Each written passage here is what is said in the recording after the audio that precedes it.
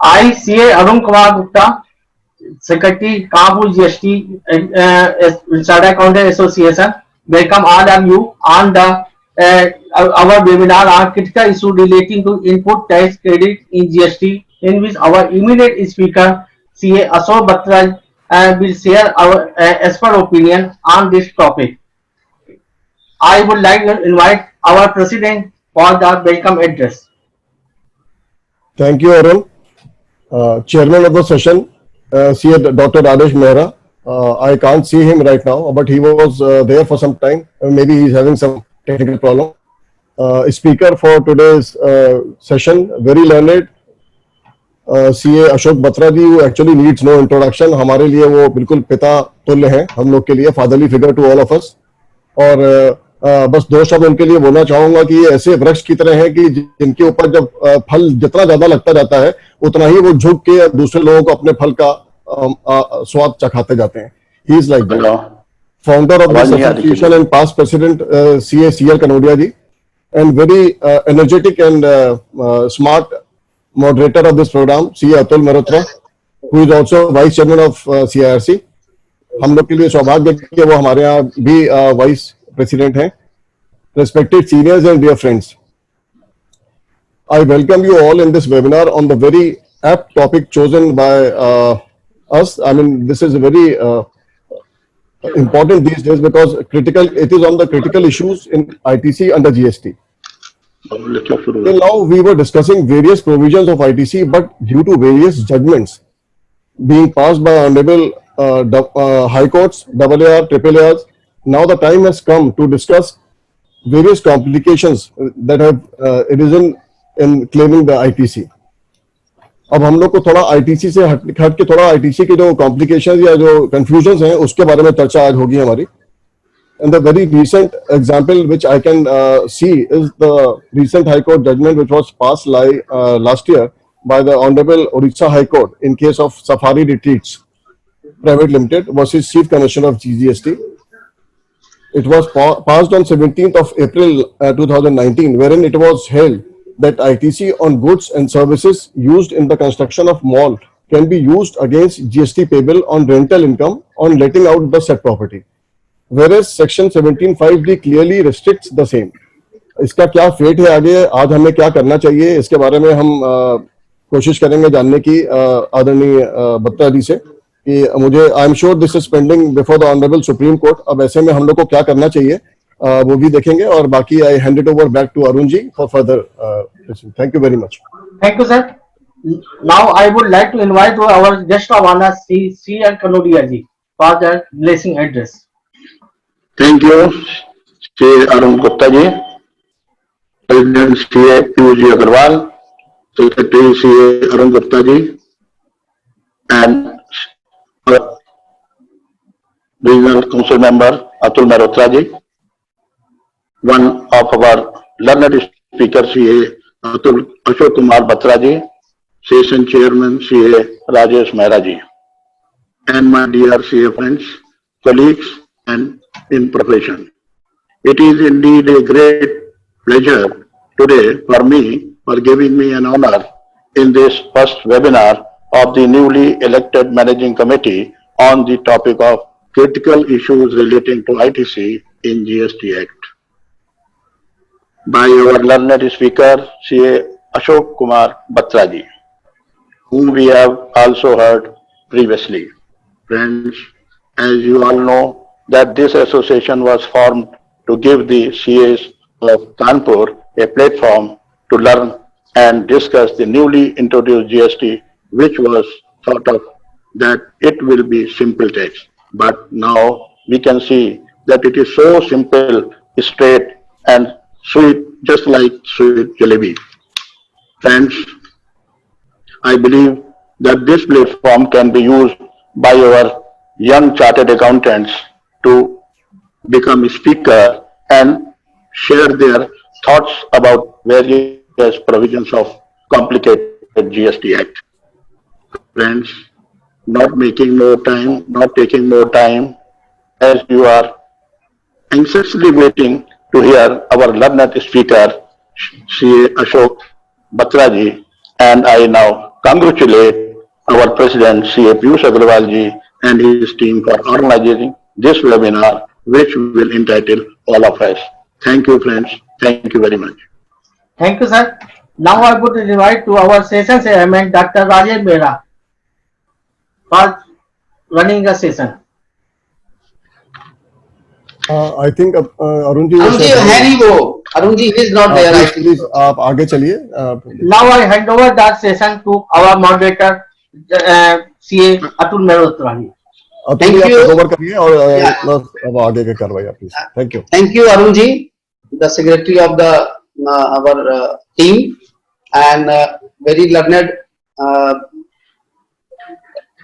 Kanodia ji, and, Batra ji, all my seniors, President Piyush Agrawal ji, and though we are running short of time, email आया होगा हमारा. the point is they have given, our president has given me very tough task to introduce our Batra ji. I think he doesn't need any introduction, but it is our duty to inform a very small introduction with our members.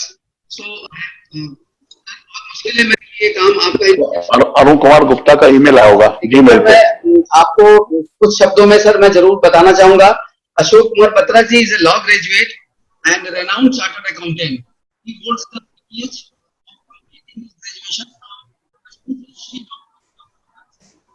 he has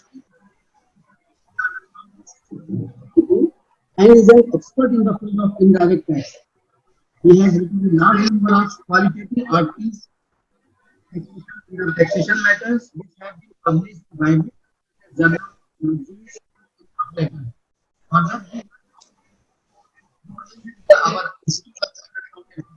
Atul ji, your voice is not clear at all. मेरे ख्याल से एक बार सबको आप mute करवा दीजिए. Maybe. Now it is better. Just a minute, sir. Just a minute. आवाज आ रही है सर? आप एकदम आ रही है. Please. Okay. So he has worked represented our ICI in multifold capacity, such as an auditor, IT, and member of. Atul bhai, your voice is not clear. It's missing.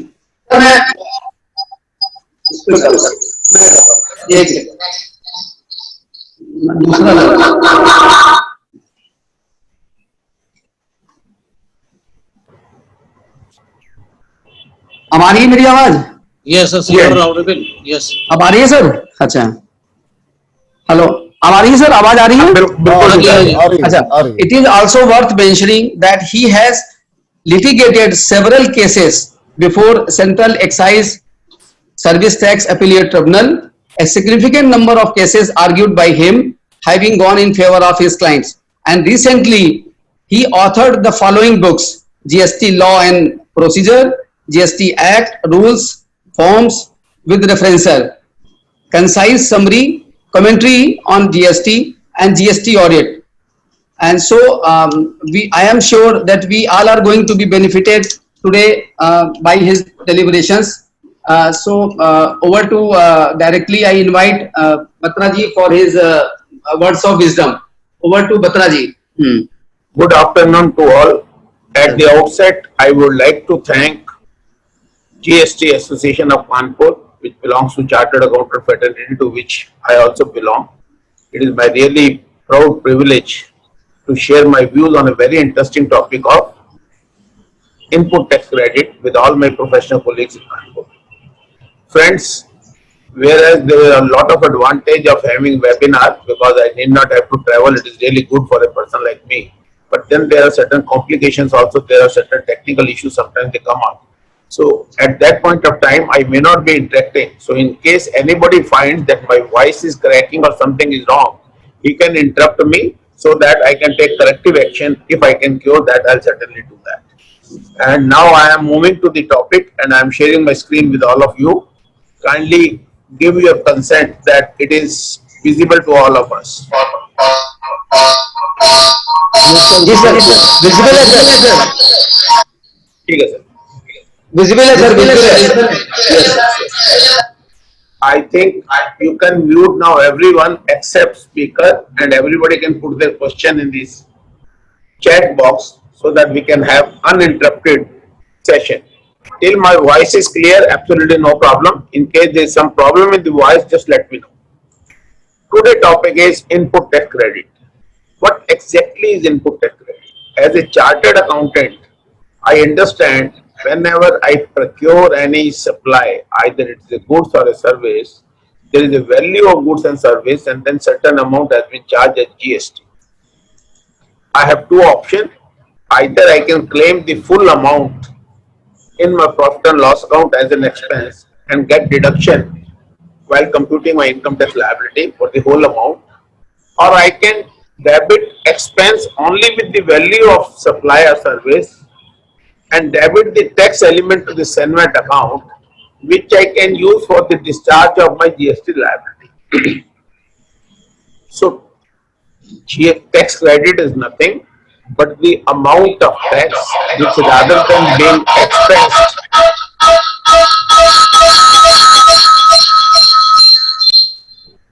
I'll request organizer, there are a lot of echo coming up. Please mute everyone except the speaker. So it is nothing but an amount which is not being claimed as an expense and capitalized. As a chartered accountant, I understand if I don't claim the credit for which I was entitled to, the loss is the full amount of credit which I have not availed, less the deduction in the income tax liability, if any. I'll explain this with a set of a small example. You are a chartered accountant, you received an invoice of telephone communication, 100 rupees is the value of invoice, 18 rupees GST. Now you have collected 1000 rupees from your client, which is your output tax liability. I have two options. I can pay 982 to the government after claiming a credit of rupees 18 and debit my profit and loss account with rupees 100 only, or I can claim the expense of 118 and reduce my income tax liability on that 18 rupees which is being allowed as an expense and pay 1000 rupees to the government. So we can understand, if we are not claiming the credit, the loss is the full amount of credit less the amount of reduction in the income tax liability, which will depend upon your status, the rate of tax, whether your income is subject to tax or not. So that means it's a huge loss if I am not claiming the credit for which I am entitled to. Friends, similarly, when I am claiming the excess credit, again, the loss is huge. I am not only liable to pay the tax which I have excess claimed, but I am also subject to interest and penalties. So the rupees 100 can become rupees 300 after 5 years.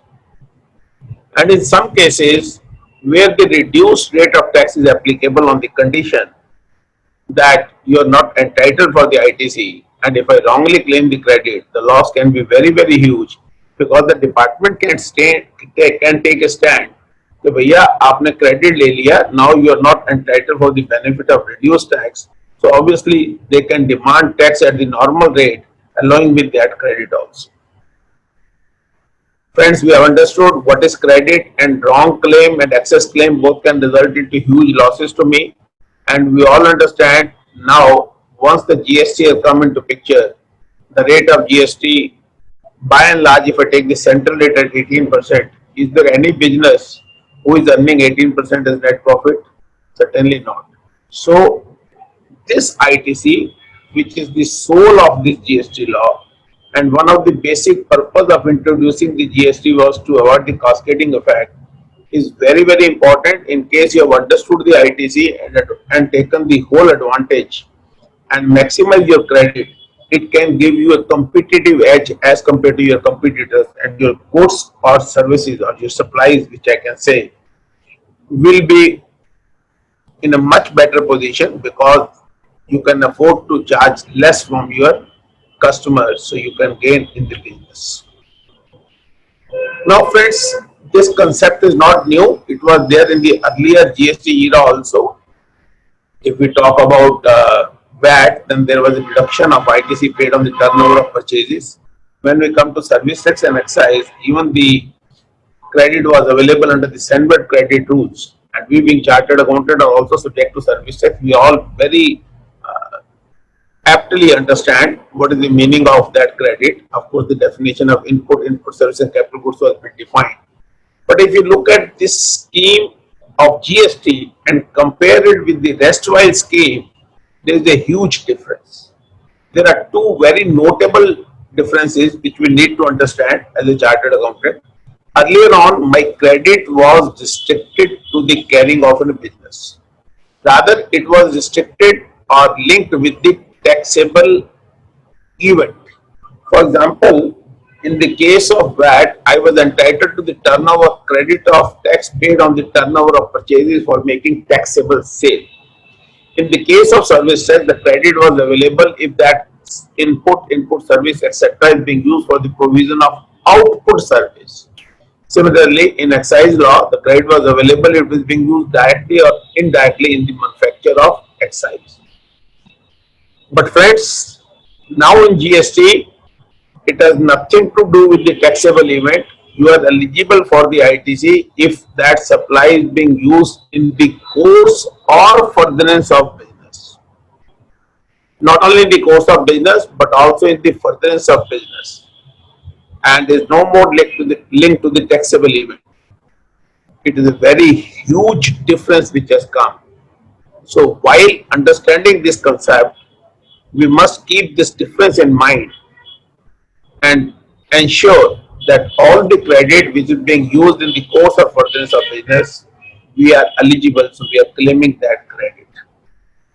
There have been number of litigation in the past also, because these are the rules which give some benefit to the assessees. So obviously everybody would like to take the maximum benefit. There have been a lot more litigation in the past on under VAT also, under central excise and service tax also.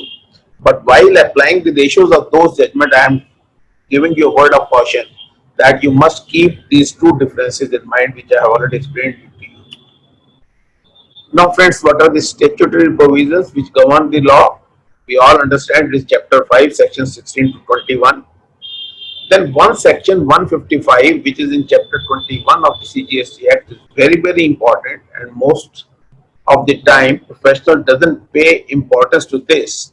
That one need to understand that this section provides that any person who is claiming the ITC, he must prove, the burden of proving that he is entitled for that credit lies on that person and not on the revenue.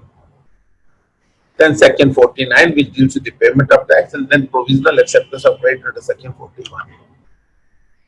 So what is input tax? The term has been defined in 262. It is all the taxes which are being paid under IGST, CGST, UTGST, but not the tax paid by the composition dealer. Now under this Act, CGST, central taxo, state taxo, a unitary taxo, we are not only liable to pay tax as a supplier, but we are liable to pay tax under reverse charge also, which is being provided in section 9, subsection 3 and 4 of CGST Act, and similar subsection of section 5 of IGST Act. So all these constitute input tax, and input credit means the credit of input tax. So that means all cess and taxes which are payable under the GST provisions, they are all eligible and covered under the definition of input tax. Now, input tax paid on which goods? What is the subject matter? First of all, there are three terms which was there under the excise law also, service tax also, and we are very well aware because under service tax also chartered accountants were fully covered. We are eligible for the credit on capital goods. But if you look at the definition in the SENVET credit rules, if I would like to remind you, it was rule 2 subclause A, goods falling under chapter so and so, so including so and so, so excluding so and so. No. Now under GST law, look at the definition. Goods, the value of which has been capitalized in the books of accounts. So any goods, irrespective of the chapter in which they are falling, irrespective of the nature of goods, if the value of which has been capitalized in the books of account, which is accounting terminology, and we all understand what is the meaning of capitalization, rather than expensing the profit and loss account, when we capitalize it and claim depreciation of that. So all such goods which are used or intended to be used. So these two terms, used or intended to be used, and in the course of furtherance of business, has been used in all the three definitions. First of all, let us understand, then we will go what is the significance of these two terms. Input means any goods other than capital goods. So that means all kind of goods, the value of which has been capitalized is capital goods, and if the value is not being capitalized, it is input in terms of 259, clause 59 of section 2. So that means all goods are eligible for ITC. And when we talk about input service, again, it is any service, same language, used or intended to be used for in the course of furtherance of business. Now let us understand what is the meaning of used or intended to be used. If you look at the earlier law, they used to say, if we talk about Sanver Caeto's input service used for the provision of output service, turnover of purchases used for the purpose of making taxable supplies, or goods used directly or indirectly in the manufacture of final product. Nowhere intention was there. Now they say used or intended to be used. So the credit is available in the month in which you are buying the goods, and even if you have not put to use, you are eligible for the credit. I am buying, let us say, 20 computers, the installation of which is going on, and those computers have been purchased at the fag end of the financial year. Though I have not put those computers into use, which is one of the conditions for claiming depreciation also under the Income Tax Act, but here I intend to use those computers for the purpose of carrying out my profession. I have received the invoice and I am fulfilling the condition of section 16, subsection 2, which we will discuss in detail. I can claim the credit. Now the question comes, why this liberalization is being done, and why the word intending it is also be used. Even if you intend to use, you have not used those goods, you are eligible for the credit. The purpose is very simple. The government want to administer the credit on invoice to invoice basis through the use of computer where there is a minimal human intervention. If Mr. Batra has purchased 20 computers in the month of April, in the month of March, as we are discussing, in case the credit is being allowed on the basis of use, the department would not ever trace this transaction till the end. Now, because the credit is being given for the purpose of use and intended to be used, so obviously the one who is selling the goods, let us say Messrs. AB and Company, he has raised the invoice for 20 computers in the month of March. I have received the goods, even though I have not used this. He has paid the tax. The government is willing to give me the credit. So government has become a पक्का businessman.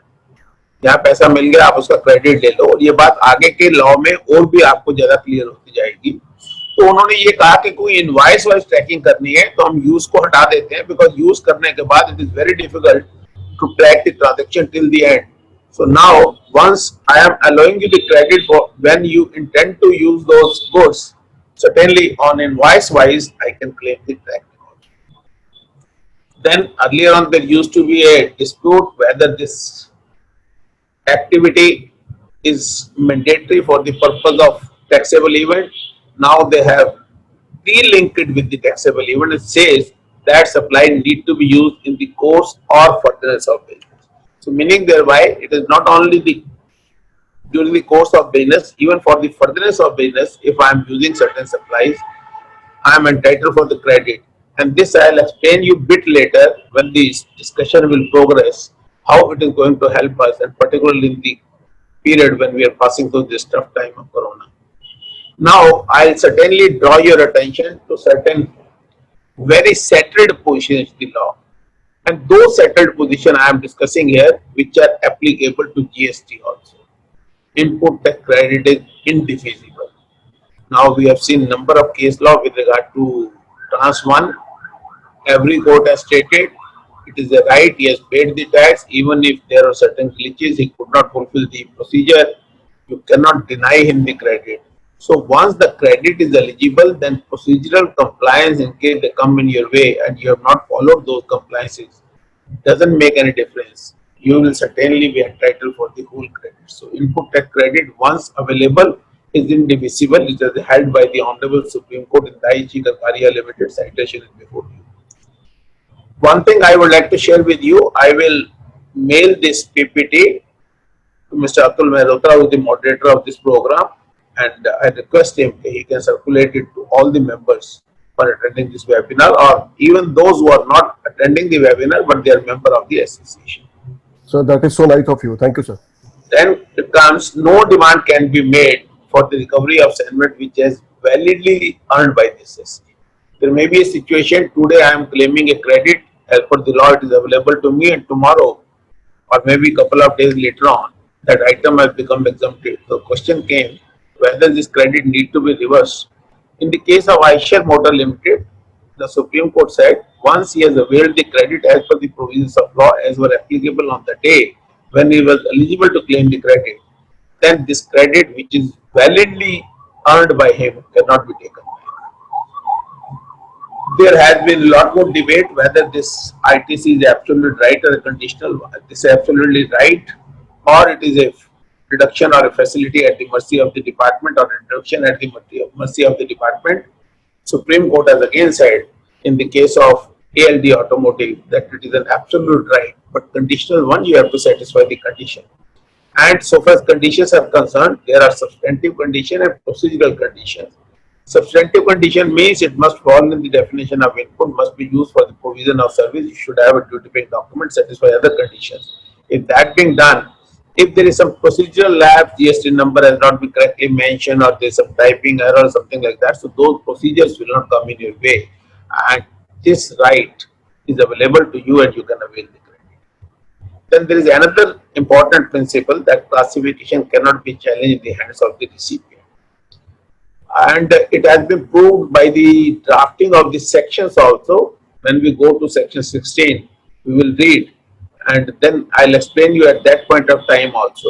And it has been held in the number of cases that once you have paid the tax, either that tax was leviable or not, or it was leviable at a lower rate, whatever amount of tax has been paid by the recipient is entitled to claim the credit of the same amount, because the classification and valuation cannot be challenged in the hands of the recipient.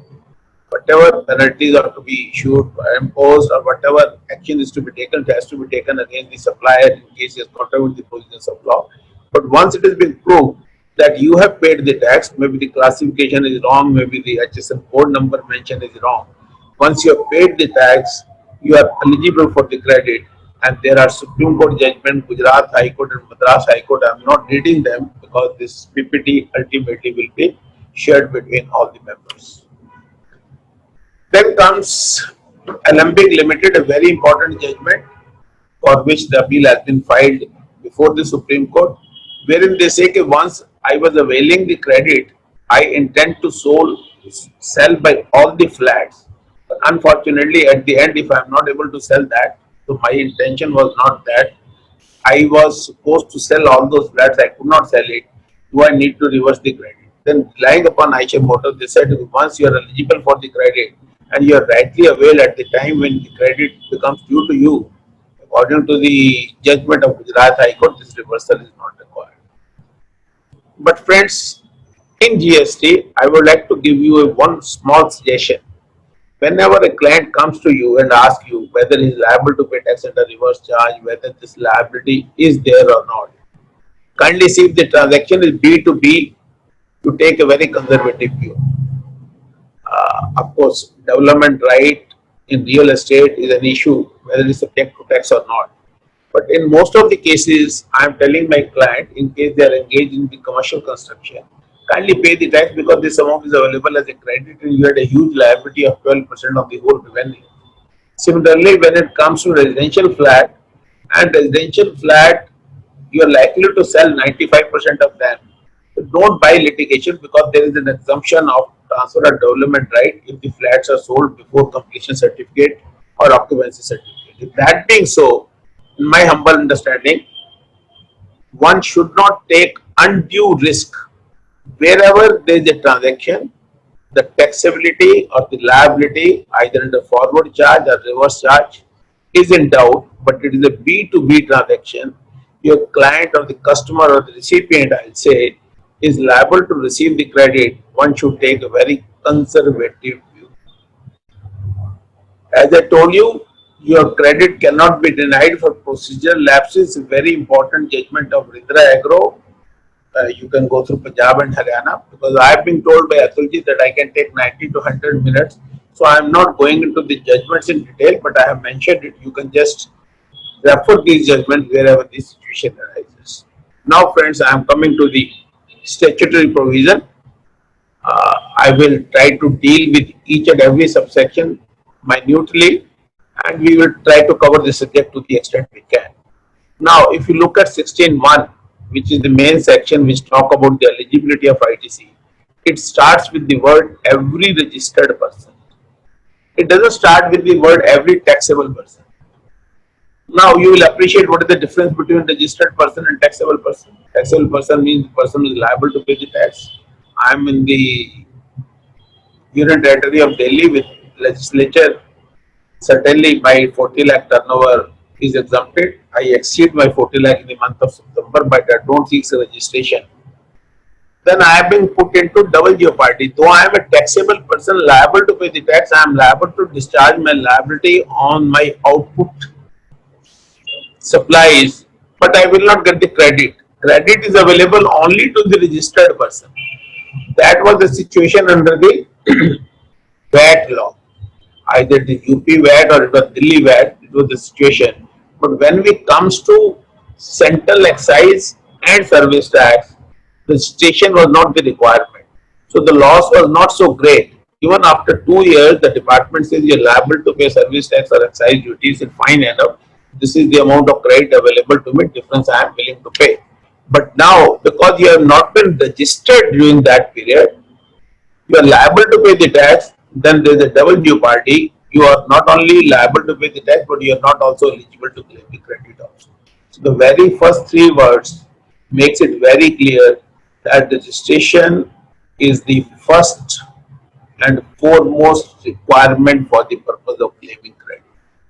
This, why I am dealing in detail, because in a place like Kanpur, you have to be very, very cautious. If your client has become liable to pay the tax, either it's a compulsory registration under section 24 or it is normal registration under section 22. If you don't make an application within 30 days, you are put into double jeopardy. You are liable to pay the tax on your output supplies, but at the same time, you will not get the credit. Now, assuming it's a turnover of rupees 100, I am just taking a very small figure to understand it. And 12% is the rate of GST. I am taking conservatively a low rate, 12%. And in case I was liable to register, I don't get myself registered, I am not only liable to pay 12. So if I am a trader, I have purchased their goods for wherein I have paid 10 rupees as my ITC, then my loss is 22 rupees. Do you earn 22 rupees from that transaction?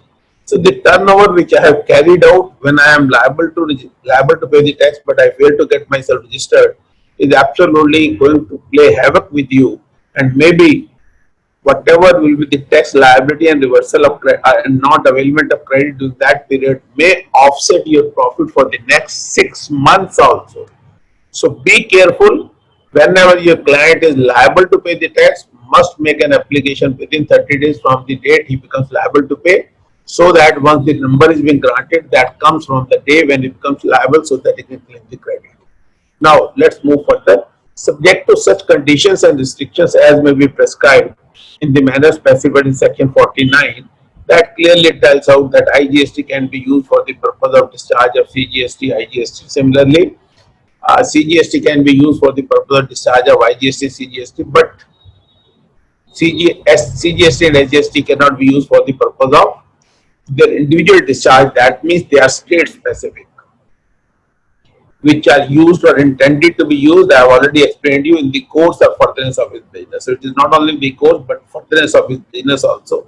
Meaning thereby, in this COVID, if there is a company who is spending lot of money on research of a vaccine which can be used for COVID, but unfortunately failed to develop that, will he be entitled to the credit for all the amount which he has spent for the purpose of research?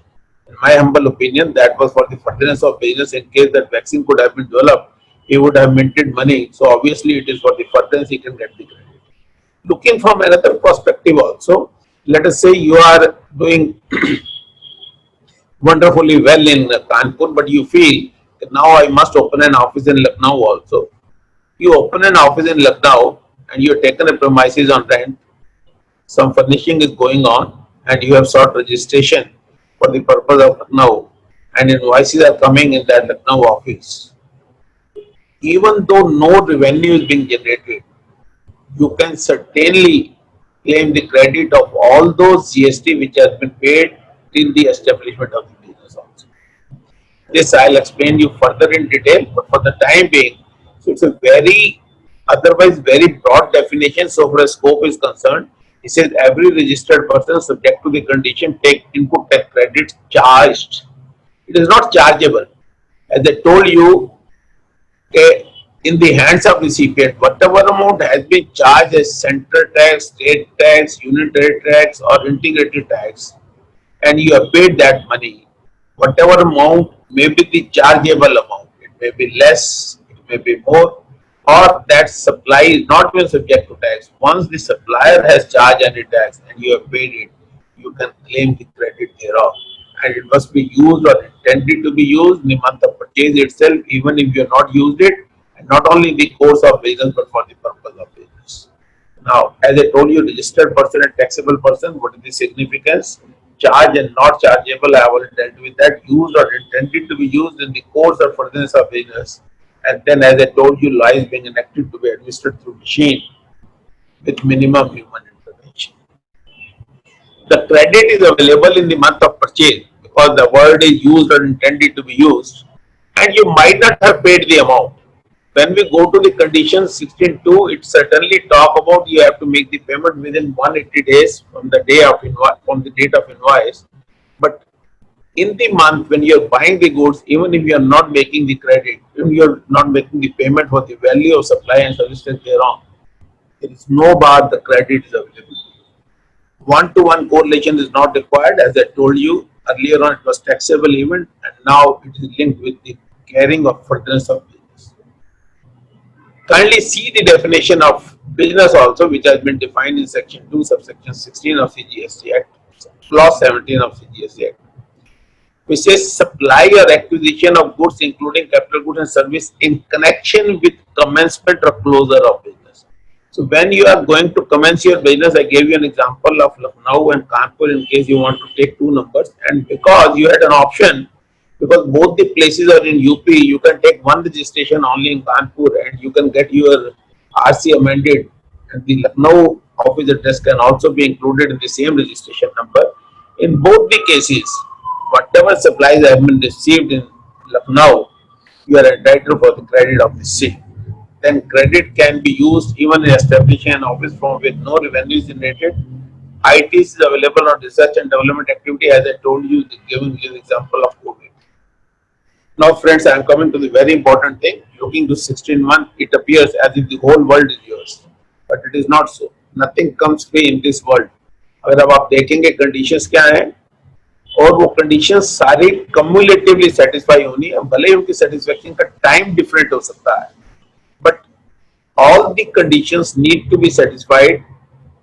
First condition is that you are in possession of a tax invoice or a debit note, or it may be a bill of entry in the case of a court, or IST document issued by the input service distributor. So you should have that document, which must be enacted or framed or issued as per the provisions of the law. That means all the particulars which have been specified in the rules must be mentioned there. So you should be in possession of a valid invoice, but it is not a conclusive condition. Other conditions also need to be satisfied, and as I told you, it must be issued by the registered person. I have been telling you from 16.1 also, the condition is very clear that credit is available to the registered person. So the invoice must be issued by a registered person. Now, this is the most important condition. He must have received the goods or services. So once I have received the invoice, is it a conclusive evidence? बहुत बार मुझे ये कहा जाता है कि sir मेरे पास bill है, मैंने उसकी चेक से पेमेंट की है, मेरे पास प्रॉपर ई-वे बिल है, can credit be denied to me?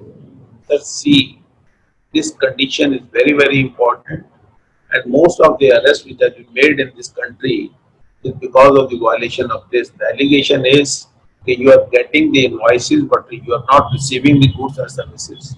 So there is another responsibility which has been costed on you, and it is going to serve many purposes for the government. I have to ensure and I have to prove, as I told you under section 155, again, this section is being mentioned in this slide also, onus is on you. So you have to prove these goods have been received, so there should be a proper e-way bill. That goods, that invoice must not be only recorded in the financial record, but into the stock records also. Then what happens to that material if it has been issued for production on the floor, and ultimately the finished goods being manufactured out of it. So all such details, all such records to keep has to be kept in detail. Similarly, detailed stock records can be there. The question comes, so far as goods are concerned, we can take all this precaution, but how will we prove when these are services? I do understand there cannot be any stock record for the purpose of services, but from whom we have received these services, what are the agreements, what is the mail, in case there have been some communication with the supplier and the recipient, which can prove that you have received the services. All those documents need to be preserved, and when the department asks you to prove that you satisfy this condition, now by doing so, the government has also taken an advantage. When in the case of services only, I am liable to discharge my GST liability at the time of receipt of advance.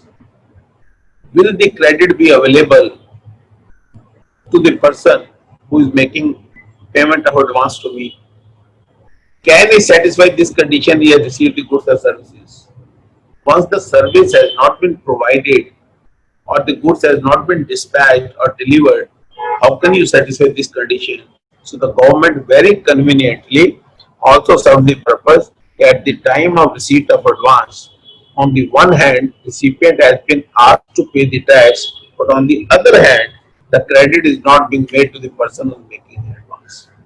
When we talk about receipt of goods and services, then explanation says there is a deeming receipt also. For example, when I am saying that these goods must be delivered to my job worker or to my agent, so that is also being treated as a constructive delivery taken by me.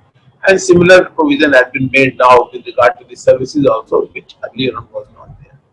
So this condition that you must have received the goods and services is very, very important. And most of the time the allegation is that you are receiving invoice from somebody and the material has been received from somebody, so we will not allow you the credit. And of course, it is a hugely litigated issue, and only time will tell where the decisions will come and what is the guidance. Because once you come to the important case law, you will find there are number of judgments which says that the department has to make a distinction between a vigilant recipient and a fraudulent recipient. If I am a vigilant recipient, I have taken all the due care which I can take, then I should not be denied the credit. But if I am connived with the supplier to defraud the revenue, then certainly I have no right to claim the credit. Then friends comes the third condition, which is really very, very important. But this is the condition which is also the subject matter of challenge and against the judicial discipline which has been settled in the pre-GST era. As per this condition, the tax charged in the invoice for the outward supply by the supplier for which you are claiming the credit has been actually paid to the government. How can a recipient ensure?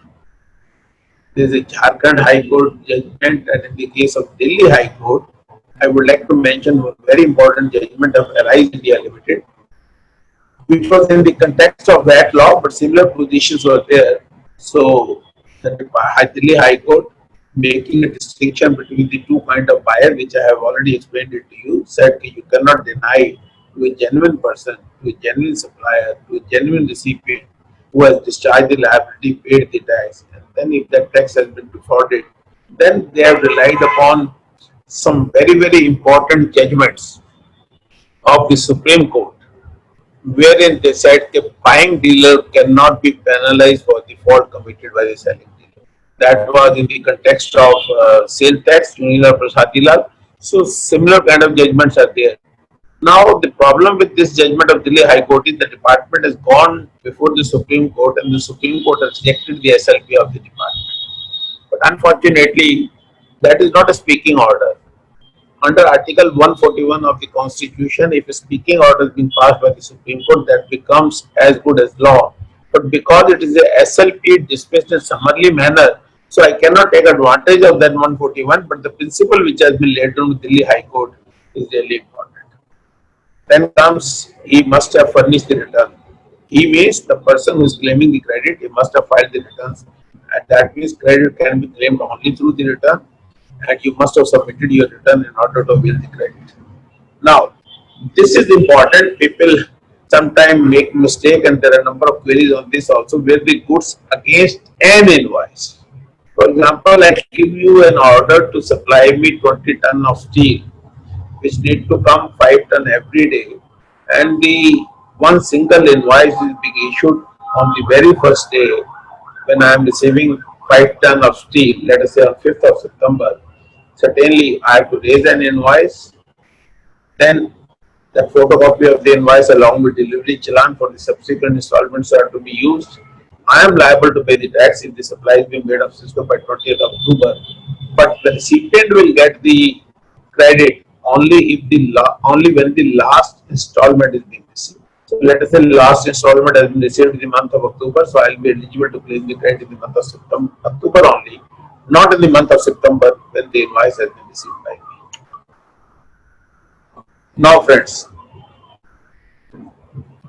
another proviso to section 16(2) says that recipient, if he fails to pay the tax within 180 days from the date of issue of invoice, then that credit needs to be reversed. Not only reversed, they say that will be added to the output tax liability of the recipient, and he is liable to pay tax along with it.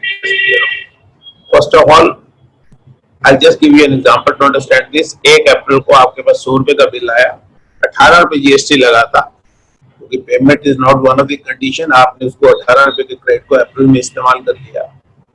Now you fail to make the payment by 30th September, 180 days have been expired. I have not calculated the day, maybe it may be on 1st October or 29th of September, whatever, we have to calculate 180 days.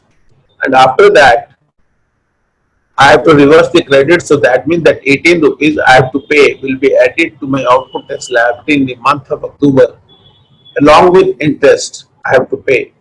And once I make the payment, let us say after 4 years in 2026, then that credit will not lapse and will be available to me in the year 2026.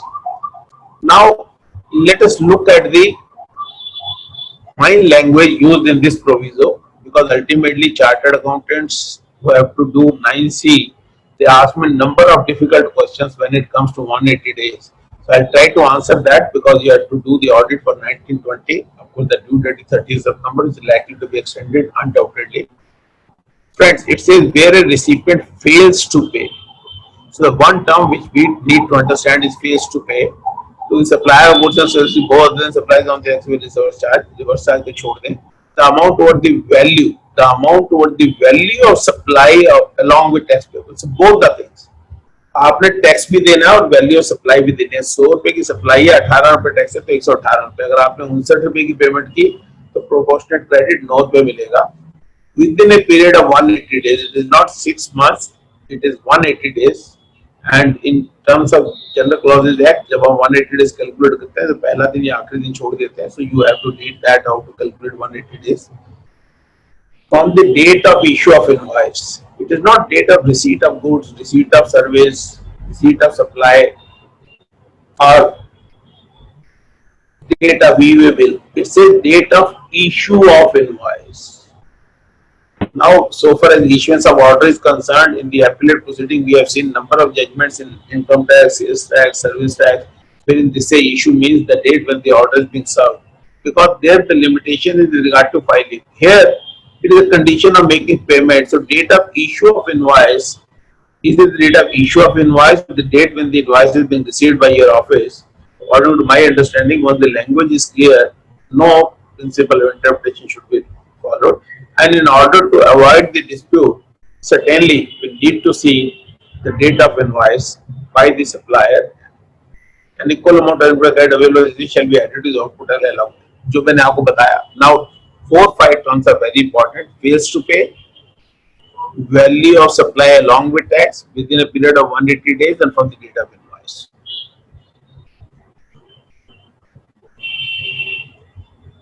Now, as I told you, this time limit shall not be applicable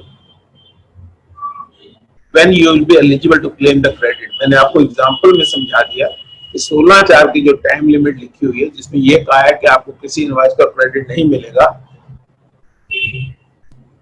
if case the credit is not being availed or taken. The word is taken, not even availed. The word, when it is not being taken before the due date of filing the return for the month of September.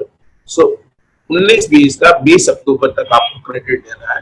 लेकिन जहां ऐसी situation आ गई कि bill तो आ गया, आपने उसको books में एंट्री कर ली, लेकिन आपने पेमेंट नहीं की, उसको रिवर्स किया अप्रैल 2022 में, फिर आप 2026 में भी पेमेंट करते हैं तो भी आपको क्रेडिट मिल जाएगा. 16/4 की लिमिट नहीं अप्लाई होगी. अब एक और प्रोविजन है 36/4 का, जहां पहले उन्होंने ये कहा कि जो 2A में क्रेडिट आता है उसका 20%, बाद में इसको 10% कर दिया गया, और अभी इस प्रोविजन को डेफर किया गया to the month of August because of covid, जिससे कि you claim the credit as per books of accounts. So this is one long debate which if the time permit, I certainly debate upon it, but I think there are other important issues which I need to discuss.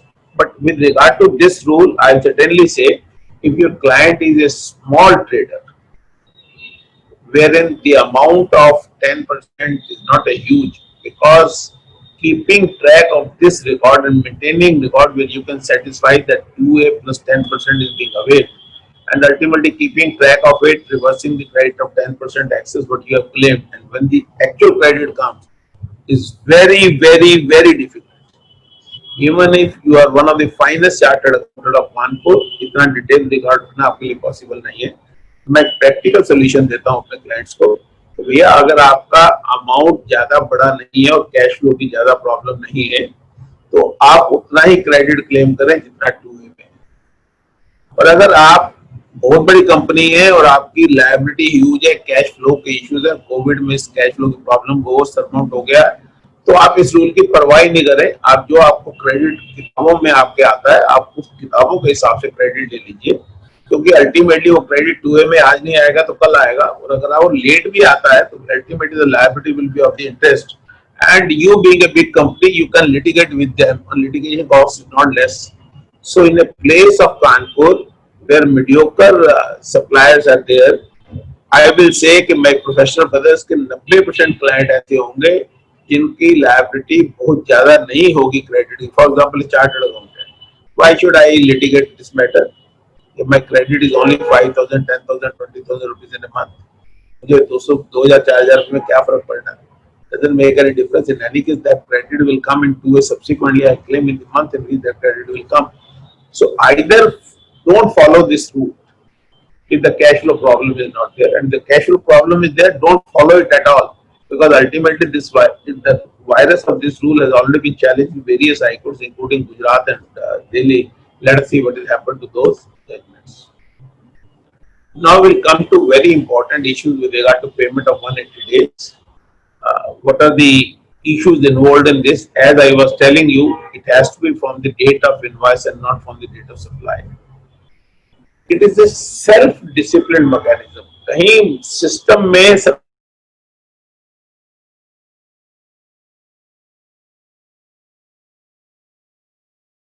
computer we have connected to another Wi-Fi where you are able to listen to me now. Yes, sir. Anyone can You are confirm? audible. You are audible, sir. Yeah. So I was on that issue of 180 days. I was saying कि whether these provisions are applicable or not, proportionate credit. Another question is if I'm liable to pay the interest, what should be the rate of interest? Should be 18 or 24%? I'll hurriedly go through that because I've been guided. I should go to the critical issue first. But I think these are very practical points which one need to understand before we go to the critical issues. Anyway, so whether the interest will be 18% as prescribed in subsection 1 of section 50 or it should be 24. If you look at the language of 53, this says undue or excess claim of credit. In our case, we are claiming the credit rightly, but because of financial issues, we could not make the payment. So in my humble opinion, I will be liable to pay tax only at 18%. And what should be the period for which that tax to be calculated? The day when the government is liable to receive the payment. For example, in the month of September, एक second, hello, उसको फिर हिल रहा है computer, ठीक करेगा. Sir आपकी screen share हो रही है आराम से, we can see the screen. ठीक है sir. In the month of September, if I have claimed the credit, but the payment of which was to be received by the government by 20th of October, so should I calculate the interest from September or from the date of 20th October? In my humble understanding, it has to be from 20th October till the date of payment. Fails to pay to the supplier, as I told you, it was a very important term. Now the question comes whether I can make payment in cash or through credit also. If I make a book entry in my books of accounts and I pay the creditor but create a loan of equivalent amount in my balance sheet in his name, can it be said that I have discharged my liability and now it is the amount which is liable to be paid? Of course, it is a camouflage transaction. The government can object to it. But wherever you are allowing the facility of making payment in more than 6 installments or with the due date of payment of taxes after 1 year, can you say you have failed to pay to the supplier? So my suggestion is, rather than going into the litigation, a humble request is being made to all my professional brothers. If they have that kind of a business, they should open a finance company wherein the finance company make payment to the supplier company, and then finance company should recover the amount from the customer. By simply saying that my due date is after 1 month and I have not failed to pay to the supplier is not going to work out, because they say it has to be made within 6 months from the date of invoice. Basically, this provision has been enacted to help the small and medium enterprises where the big companies don't pay the amount. So it is a decent incentive to them so that they can make the payment within 6 months, and small and medium enterprise interest could be safeguarded. So that is the purpose. Anyway, friends, you have to look into that. And now another question is whether this act of God, like present situation, whether this period of 180 days will get extended automatically. In my humble opinion, no. I don't want to give the reasoning because I have to cover a lot more and technical issues also, and the time is not with me. However, this 180 days payment is not applicable in the case of RCM, and when the transaction is between two distinct persons of the same PAN number. We all understand that. 16.3 is not a new condition. Whenever I am claiming the credit of GST paid on the capital goods, I need not capitalize that amount and claim the depreciation and time limit. I have already told you, and I have also told you that when you have availed the credit but you fail to make the payment, this credit limit prescribed in section 16.4 shall not be applicable. Now friends, come to section 17, which is very important section. First of all, the language of this section itself is very, very tricky. But before we do that, what does this section provide? If I am using certain supplies for purpose of business and other purposes, disproportionately, proportionately it has to be disallowance. Similarly, when I am providing exempted and taxable supply, of course, zero rated supply is being treated taxable, so proportionate credit. But once you look at that, kindly see whether these provisions are applicable for common supplies only or for the whole supplies, where the goods or services or both are used by the registered person, partly for the purpose of any business and partly for other purpose. So is it the supplies which are being used partly for purpose and partly for other purpose? So that means common supplies. Meaning thereby, if that meaning is being given, then it can give a very illogical results also. Because then whatever supplies have been used exclusively for exempted supply, the credit will be allowed. Of course, my rule 42 and 43, which deals with this subject, talk about something different, and according to that principle, whatever supply has been used exclusively for taxable, full credit, exclusively for exempted, no credit, and common credit has to be distributed. That should have been the spirit also. But unfortunately, the language is not so clearly worded. But let us give a benefit of doubt to the revenue and guide our client that in case you are using the supply for partly, we will apportion it. Now the question comes, what is the meaning of exempt supply? So exempt supply has been defined in section 247, which includes nil rate of tax, wholly exempted, and non-taxable supply which are not subject to GST like alcoholic liquor for human consumption and petroleum products. Here, whether this definition is applicable, no, because section 17(3) gives a different definition of exempt supply which should be applicable in the case of 17(1) and 17(2). As I told you, the language says only to common services, but that can give very illogical result. So we should not use that. Now friends, come to 17(3). This is very, very important to understand. As you know, salary has been defined 6 times in income tax. For every section, it is a different meaning. So for the purpose of 17(1) and 17(2), when we talk about reversal, what is really important is that this definition will include the supplies on which you are liable to pay tax and reverse charge, though it was not a part of the exempt supply in 247, but here the logic is very simple. When you are using your resources to discharge the liability and the reverse charge, so some services are being used, so that should also be treated as part of exempt supply. Similarly, transaction in securities for which the rule says 1% of the value, sale of land, which is being treated as circle rate. So this definition of exempt supply 247 has got no meaning, and this is the meaning. And the explanation is very, very important, which says activities or transactions specified in Schedule 3, they shall not be included. So meaning thereby, if I am carrying out any activity which is being specified in Schedule 3, sale of land or building subject to 5B or Schedule 5, so all those transactions will not be included in the value of exempt supply for the purpose of calculating the value on which the reversal is to be made. Assuming this law is applicable on whole services and giving the meaning which has been intended by Rule 4243, a very simple formula emerged. Whatever supplies have been used exclusively for taxable, full credit, exempted, no credit, common services, proportionate credit, and proportionate credit, when we calculate the value of taxable service, we have to include the supplies which I am liable to pay tax on reverse charge, even transaction in securities which has been included in my profit and loss account. It may be only the profit which earned. I have to take the value of transaction in securities. Similarly, sale of land, my profit and loss account simply talk about profit or loss on sale of land, but I am not concerned with that. I have to go and find out the sale of land, and as per the formula, I have to take that value. And Schedule 3 activities are not to be included for the purpose of calculating, because this calculation will make a huge difference. Once the moment the value of exempt supply will go up, the reversal will also go up. Then comes 17(5), a banking company or a financial institution which is absolutely as per the previous law. I am not saying it. Two options, either to claim the credit proportionately or 50%.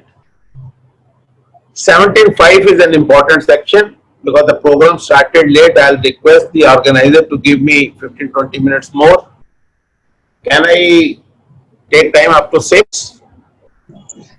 yes sir, ले लीजिए sir, चलिए 6 बजे तक कर लीजिए sir, ठीक है sir. Now 6 I बजे तक कर लीजिए can, sir, now I can read it easily. ठीक sir. Now comes the very important section, that is a block credit. This is a section which is the most important, and the credit is not permissible under any circumstances, even to the exporter. Even in the case of banking and financial services, when I calculate 50%, I have to reduce the block credit. So whatever total credit is there, block credit has to be reduced, and on the residual value, 50% is available to the NBFC, and on the residual value, the exporter can claim refund. So this is absolutely blocked, and that is why this clause has been drafted with a non-obstinate clause. Anything contained in 16(1) or 18(1) has got no meaning. It says, now what are those items? One is motor vehicle. But motor vehicle for what? Motor vehicle for transportation of persons. So motor vehicle which has been designed to carry goods is not subject to any restriction. Kindly appreciate. It is only motor vehicle for transportation of persons having seating capacity of more than 13%. So again it says if it is more than 13%, it is again outside the ambit of this provision. So credit will be available. So that means buses etc. which has got a capacity of more than 13%, certainly they are outside the ambit and the credit is available. And even those transport motor vehicle which has been constituted for transportation of persons having less than 13%, still the credit will be available to the dealer of such motor vehicle if they are being used for the purpose of transportation of passengers. You are earning revenue and paying tax on that, or imparting training, motor driving school, etc. Now, what is really important is the definition of motor vehicle. Only mechanically propelled vehicle for use upon roads. Includes a chassis. Does not include a vehicle running on fixed rail or vehicle on special type adapted for use in a factory. So forklift जो train पे गाड़ी चलती है वैसे passengers के लिए नहीं है, तो वो यहाँ कहीं कवर नहीं होती है. But what is really important is a vehicle having less than 4 wheel, जिसके लेस देन 4 व्हील हो and engine capacity of not exceeding 25 cubic centimetre, जिसकी 25 सीसी से कम की कैपेसिटी है और व्हीकल 25 से कम है, तो उसको भी इसके अंदर नहीं लिया गया है. मीनिंग देयर बाय वो मोटर व्हीकल की डेफिनेशन में ही कवर नहीं होता है, तो उस पर भी ये रिस्ट्रिक्शन नहीं लगेगी. Then come vessel and aircraft. Most importantly हम सबके यूज के लिए नहीं है, बट इसमें भी उनको मिलेगा जो उस वेसल में डील करता है, उसको ट्रांसपोर्टेशन ऑफ पैसेंजर में डील करता है, उसकी ट्रेनिंग देता है, चाहे वो एयरक्राफ्ट हो या वेसल हो या ट्रांसपोर्टेशन ऑफ गुड्स के लिए. तो अगर आप देखेंगे तो ट्रांसपोर्टेशन ऑफ गुड्स के लिए जो मोटर व्हीकल है या एयरक्राफ्ट वेसल है उनके लिए कोई रिस्ट्रिक्शन नहीं है. अभी मेरे पास जो क्वेरीज आई है उस पे इंश्योरेंस की इश्यूज भी तो मैं यही कवर कर लूंगा. ये प्रोविजन मैं दे रहा हूँ 1 फरवरी 2019 से, उससे पहले वाले में कुछ डाउट था, but now they very clearly says कि general insurance, servicing, repair and maintenance with regard to motor vehicle vessel. So ये रिस्ट्रिक्शंस भी उन्हीं के लिए हैं जो मोटर व्हीकल ऊपर कवर होते हैं. फॉर एग्जांपल कार कवर होती है because it is being constructed to carry passengers up to 13%. तो चार्टर्ड अकाउंटेंट के केस में अगर गाड़ी के लिए क्रेडिट नहीं है तो उसको जनरल इंश्योरेंस का, रिपेयर मेंटेनेंस का भी क्रेडिट नहीं मिलेगा, क्योंकि इन चीजों का क्रेडिट मिलेगा या तो मोटर व्हीकल जो यूज्ड हो फॉर स्पेसिफाइड पर्पस, जो मैंने आपको बताया था, पैसेंजर के लिए, डीलर के लिए एक्सेट्रा, या टू टैक्सेबल पर्सन जो उसका मैन्युफैक्चरर हो, या जनरल इंश्योरेंस कंपनी जो उसकी इंश्योरेंस करती हो. So as a chartered accountant या हमारे क्लाइंटों को जो गाड़ियां 13 पर्सन्स को कम कैरी करती है, मोस्टली ऑल लग्जरी कार्स और even small cars, we are not entitled either for the general insurance, repair or for the GST paid on the purchase of such vehicle. Then comes 17(5)(b), which talk about certain expenses. अगर expenses थे तो उनको 3 category में क्यों divide किया गया?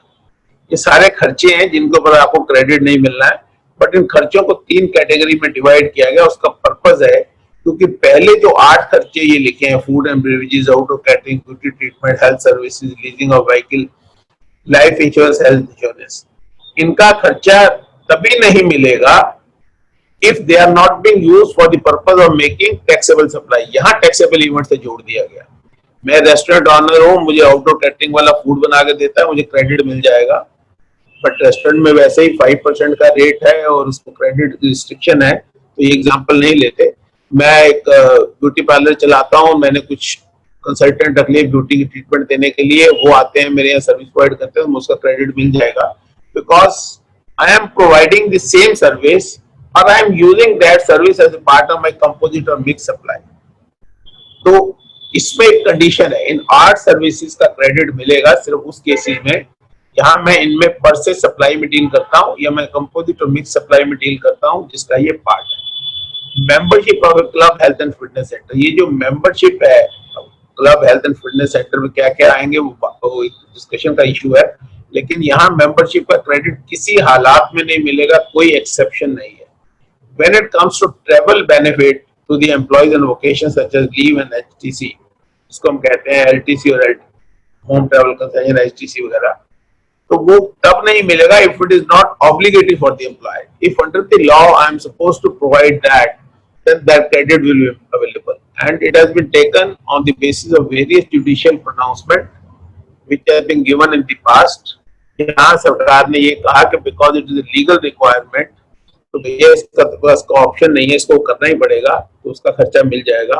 But once it is the nature of staff welfare or incentive given to the employees, certainly you are not eligible. So friends, इस case में जैसे मैंने आपसे कहा कि क्रेडिट को 3 हिस्सों में डिवाइड किया गया. यहाँ मैं डील करता हूँ पर से या कंपोजिट मिक्स सप्लाई, यहाँ किसी सिचुएशन में मिलेगा, यहाँ अगर ऑब्लिगेटरी है तभी मिलेगा.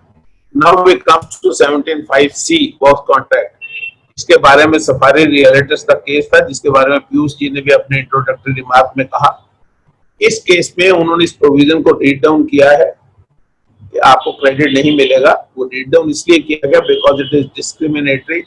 वो ये कहते हैं कि once it is the builder who is constructing the flat, he is entitled for this benefit, and ultimately once he is selling his construction along with land to the intended buyer, he is discharging the liability.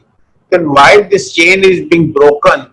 Once I am using that construction for the construction of a property which I have leased out, on which again I am paying the tax.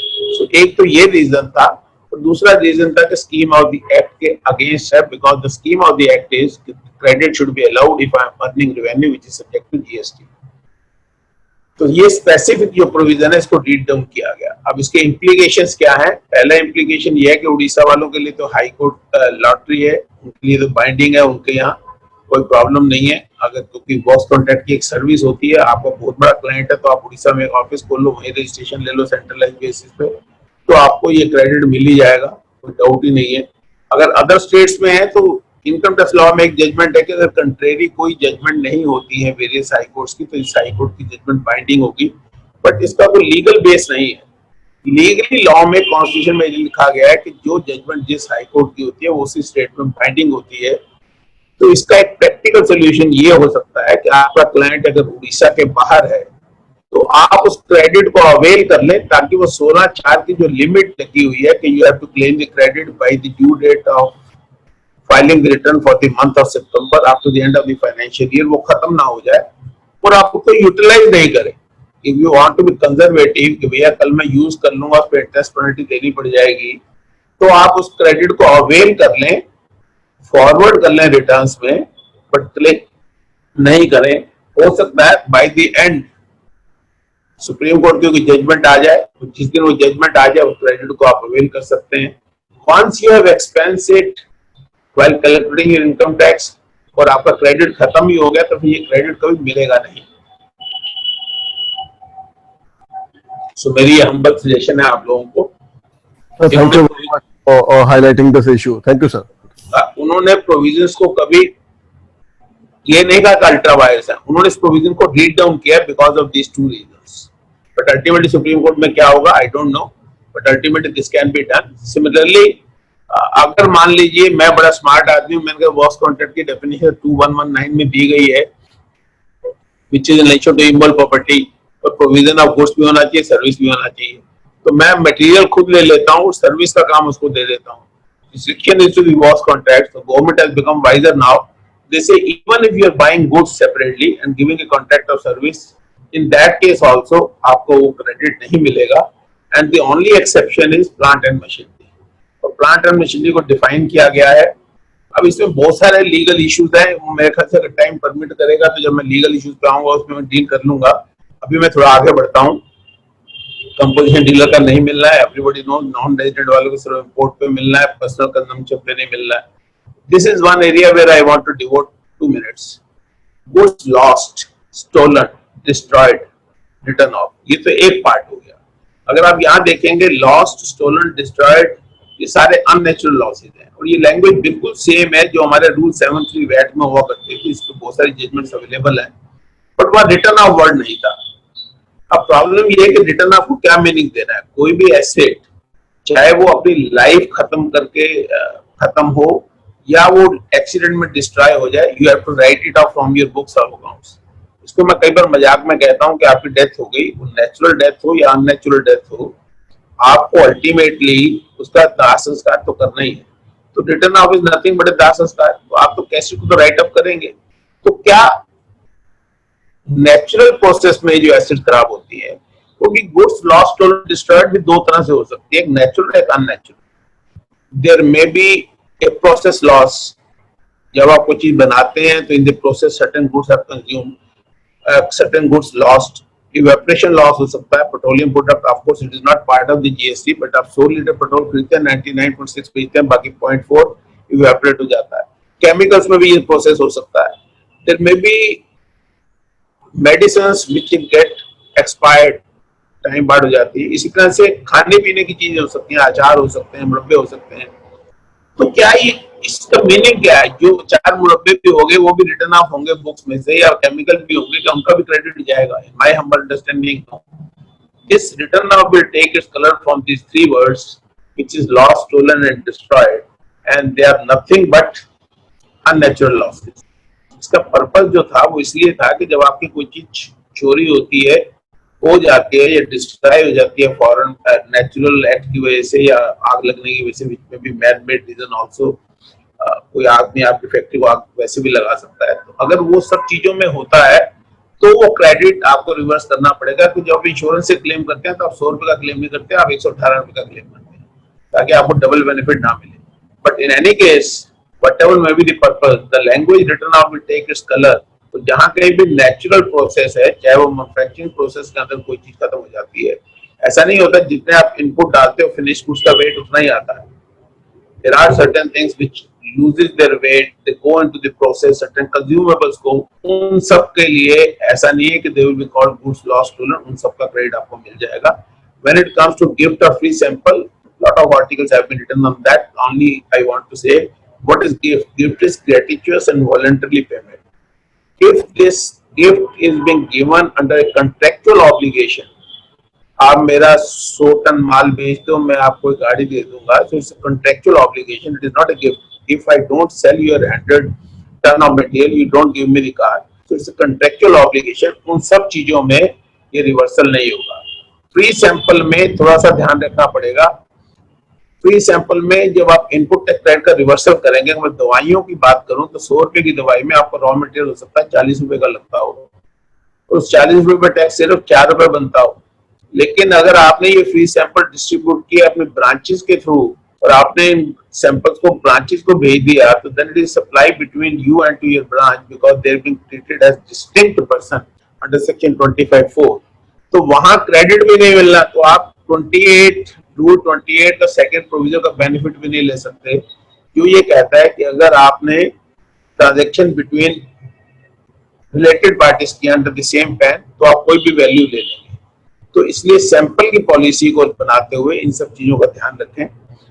74(1) to 10(30) एक incentive है, 74 में show cause notice issue, detention of vehicle और confiscation of goods है। ये सब वहां है जहां मैनिपुलेशन होती है। तो उन्होंने कहा कि अगर उसके अंदर आपने टैक्स दिया तो सामने वाले को उसका क्रेडिट भी नहीं मिलेगा। And then 76 is the power. Now friends, I had left with 20 minutes. Now I'll come to some important critical issues. CGST and SGST are state specific. इनका क्रेडिट आप नहीं ले सकते, सिर्फ destination based consumption tax cash उसी state को जाना चाहिए। ये बात SGST के लिए तो बात समझ में आती है, but when it comes to CGST जिसका रेवेन्यू सेंट्रल गवर्नमेंट को जाता है, उसके लिए ये रिस्ट्रिक्शन क्यों लगाई गई? हालांकि जो अथॉरिटी ऑफ एडवांस रूलिंग है जो मैंने ऊपर कोट की है इन the case of strong communication, it is being very simply said कि यह डिस्टिंक्ट पर्संस हैं और आप रजिस्टर्ड हैं डिफरेंट स्टेट्स के अंदर, तो आप डिस्टिंक्ट पर्सन माने जाएंगे और credit ledger of one such person is not transferred to credit ledger of another person. इनके हिसाब से वो दोनों अलग अलग आदमी हैं, though they are under PAN, so far as GST is concerned they are being treated as distinct person, तो इसका क्रेडिट वहां ट्रांसफर नहीं हो सकता। I do agree this may be applicable so far as SGST is concerned, but what about CGST? I tried to find out the specific provision. According to my understanding, there is no specific provision which restricts such credit, but portal does not permit me to do so.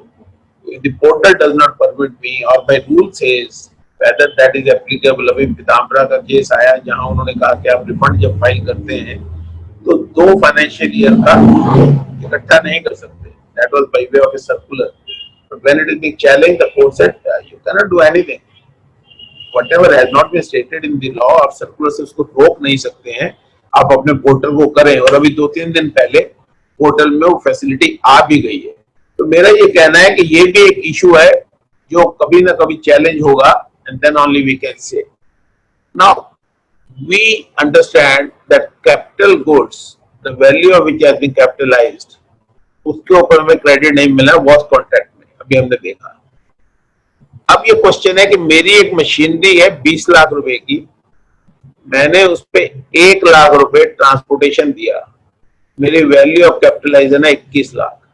क्या मुझे capital goods का, या मान लीजिए मैंने building बनाई, building में 20 लाख रुपए का मैंने कॉन्ट्रैक्टर को पेमेंट की और 1 लाख रुपए मैंने सर्विस दी, तो क्या ये watch contract itself is a service? Capital goods में आती नहीं है. तो whether this credit can be denied to me.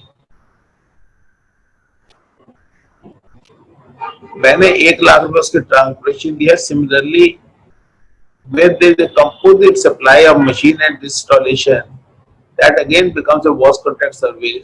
जितनी एक capital goods की restriction है, goods lost, stolen, destroyed, so they are all in relation to goods. I'll just go back and let you know, goods lost, services lost नहीं है. तो जो चीज wash contract में आएगी which is being treated as a service, तो क्या उसका क्रेडिट भी मुझे डिनाइड होगा?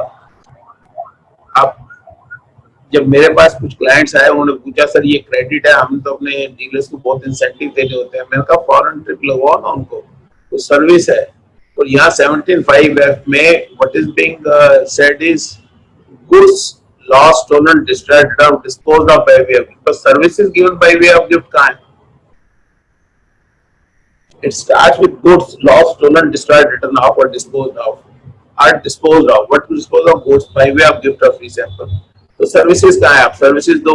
So similarly here also the question comes in the case of capital goods where the primary position is service and I am capitalizing that value.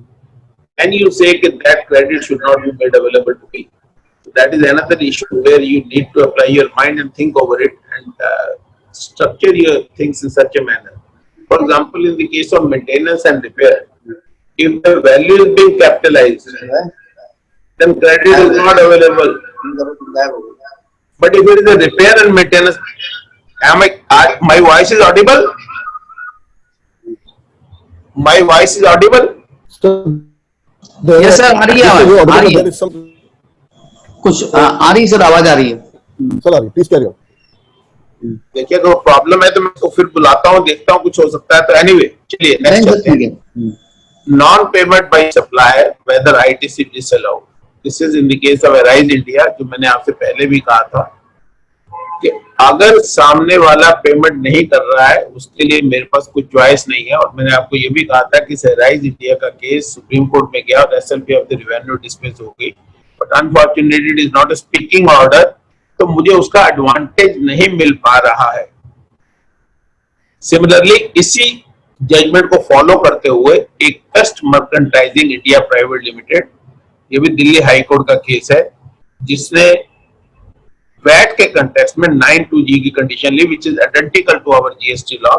जब तक आप payment नहीं करेंगे वो नहीं मिलेगा, उसको भी रीड डाउन कर दिया गया.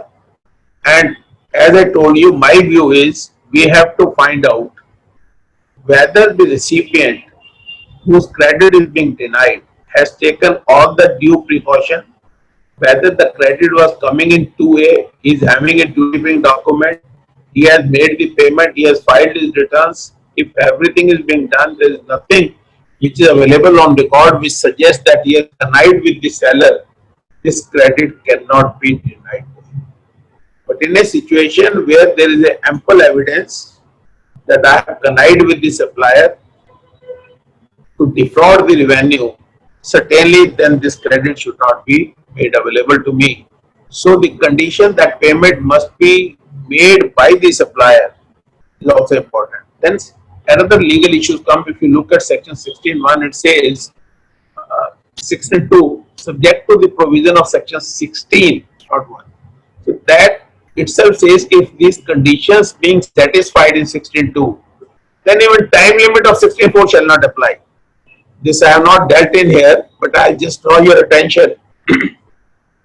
Kindly appreciate and read 16.2, which says subject to the provision of section 16. So that means 16 is the whole section. So in case there is a conflict between any of the provisions, the provision of section 16.2 shall prevail. If you are satisfying the condition of section 16.2, then certainly even 16.4 is not mandatory, and even 64 is not being complied with, the credit cannot be denied. And 16.4 has also been challenged on this ground. Now let us see what the High Court take a view. But here I am taking a case where, in spite of the condition that supplier has made the payment, supplier must make the payment of tax. Supreme Court in a number of cases has stated you cannot expect an assessee to do an impossible task. मेरे हाथ में कोई resources नहीं है कि मैं उसको कहूँ तो पेमेंट करे, और अगर मैंने उससे कन्वेंस नहीं की है तो ये पोजीशन, ये प्रोविजन भी, ये कंडीशन भी रीड डाउन हो सकती है, जैसे 17.5 हुई सफारी रिट्रीट में. तो इसको लड़ना पड़ सकता है. But according to my understanding, if your credit is being disallowed by the department simply on the ground the supplier has not made the payment, you can certainly contest it and this position can also be read down. Safari Retreat के बारे में मैं आपको बहुत ज्यादा बता सकता हूँ, पहले हम डिस्कस कर चुके हैं, तो आई थिंक टाइम लिमिट बहुत कम है मेरे पास, तो मैं इसको ज्यादा और डील नहीं करूंगा. But I have given number of judgments where in what is plant and machinery, उसमें हमें कुछ क्रेडिट उन्होंने अलाउ किए हैं, तो कम से कम अपने कॉन्ट्रैक्ट को इस तरह से एग्जीक्यूट कर सकते हैं कि हम उसका बेनिफिट ले पाए without litigation. I take an example from our profession itself. आप चार्टर्ड अकाउंटेंट हैं, आपने एक कॉन्ट्रैक्ट दे दिया कॉन्ट्रैक्टर को मेरा ये नया ऑफिस बनाना है along with furniture, fixture, fitting, box contract, principal supply, और मैं आपको 50 लाख रुपए दूंगा. According to my understanding you are into litigation. You can litigate on the line of Safari के नहीं भैया, मैं यहाँ से जो रेवेन्यू अर्न करता हूँ उस पर टैक्स देता हूँ, तो सफारी मेरे पे एप्लीकेबल होते हैं, मुझे क्रेडिट दो. But then you are at the mercy of the department.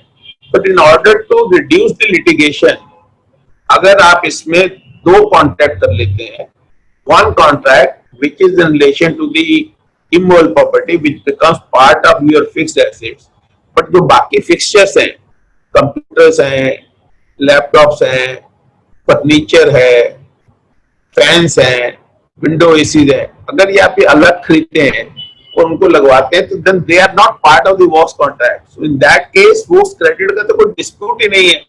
If I'm buying certain table and furniture for my office or certain photocopier machine etc. or certain computers, can you say it is a part of works contract? Because works contract has been defined in 2119. 14 activity लिखी है: construction, erection, commissioning, installation, completion, fitting और repair, maintenance, renovation, alteration, building fabrication, modification. But in relation to immovable property उसमें तो ये आता नहीं है. तो आप अगर थोड़ा सा भी वहां स्मार्ट हो जाएंगे और कहीं उसको कवर कर लेंगे दो कॉन्ट्रैक्ट बनाकर, जहां सप्लाई ऑफ गुड्स प्योरली आ जाएगा या प्रोविजन ऑफ सर्विस आ जाएगा, तो ऑब्वियस सप्लाई ऑफ गुड्स आ जाएगा, सर्विस के लिए तो 17.5D मना कर देगा. तो सप्लाई ऑफ गुड्स आ जाएगा तो आपको उसका क्रेडिट मिल जाएगा. सिमिलरली एक एग्जम्पशन है प्लांट, मशीनरी एंड इक्विपमेंट. अगर आपने कॉन्ट्रैक्ट को थोड़ा और समझदारी से करते हैं, तो ये मैंने कुछ एग्जाम्पल दिए हैं, वो मैं इसको पढ़ नहीं रहा हूँ, just to save the time I am moving further. तो आप उन पे भी एडवांटेज ले सकते हैं. जैसे मैंने कहा कि बिल्डिंग रिपेयर मेंटेनेंस का कैपिटलाइजेशन का इशू है. अब वो कहते हैं कि जब रिवेन्यू में डालोगे तो खर्चा मिलेगा, आप इनकम टैक्स रिवेन्यू में नहीं देता, तो आप अगर रिवेन्यू में प्रॉफिट एंड लॉस में डाल दें, and while calculating your computation you say कि I am disallowing this amount from income tax purpose, because ultimately I know कि I am not liable to get this amount as an allowance, and my depreciation advantage is very little, whereas my advantage of GST is more. So I can simply put that revenue and then disallow while making my computation of income. So that is another idea which was coming to my mind. So you can also use that. So I am giving one judgment of the High Court also. I am not reading it. I am not reading the view also. जब मैंने आपसे कहा normal process और other transit losses, मैंने आपसे कहा था जब मैं कोई चीज बनाता हूँ तो उसका जो मटेरियल का वेट होता है वो आउटपुट जो मेरा फिनिश्ड प्रोडक्ट बनता है उसके वेट का बराबर नहीं होता. इस तरह की बहुत सारी जजमेंट आई हैं अर्लियर लॉ में, जहां उन्होंने कहा है कि जो प्रोसेस लॉस हैं उसके लिए जो गुड्स खरीदी गई है उसका क्रेडिट आप डिनाई नहीं कर सकते.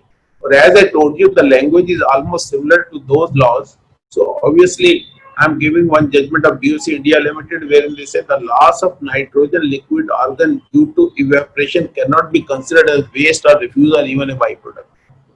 जो चीज मेरे प्रोसेस में खो गई उसका आप क्रेडिट मुझे डिनाई नहीं कर सकते. You can't say it is a loss, stolen or destroyed. These words are being used for unnatural losses. Similarly, for expiry of medicines, for chemicals, etc. also. Then there is other Rupa and Company where it says every manufacturing process will automatically result in some kind of a loss, such as evaporation, creation of byproduct. The total quantity of input that went into the making of finished product represent the input. तो जो मैंने आपसे कहा था उसी तरह की judgement है. ये मेरा व्यूज है. In any case, ये आपके साथ मैं शेयर कर रहा हूँ. I need not waste time on reading this. Then comes transfer credit on the death of proprietor. इसमें क्या है, क्योंकि पैन बेस्ड नंबर है, जो भी आदमी नया नंबर लेगा उसको नया नंबर लेना पड़ेगा REG 1. और उसके बाद हमारे लॉ में एक प्रोविजन है जो रूल 41 के हिसाब से पढ़ के वो क्रेडिट आपके यहाँ ट्रांसफर हो सकता है. उसके लिए डिटेल्ड सर्कुलर है, वो आप 96/15 of 2019 मैंने लिखा है यहाँ पे, मैं उसको पढ़ नहीं रहा हूँ, तो आप उसको फॉलो करिए. सेल्स प्रमोशन स्कीम, मेरा बड़ा स्ट्रॉन्ग कन्विक्शन है कि nothing comes free in this world. अगर वो ये कहता है कि एक पैंट के साथ एक शर्ट फ्री मिल रही है या टूथपेस्ट के साथ सोप फ्री है, तो it is not free. They are calling it free but the price is one. If I buy a trouser, then only I am entitled for the free shirt. Similarly, when I buy a toothpaste, then I am entitled for the. So buy one get one, certainly not there.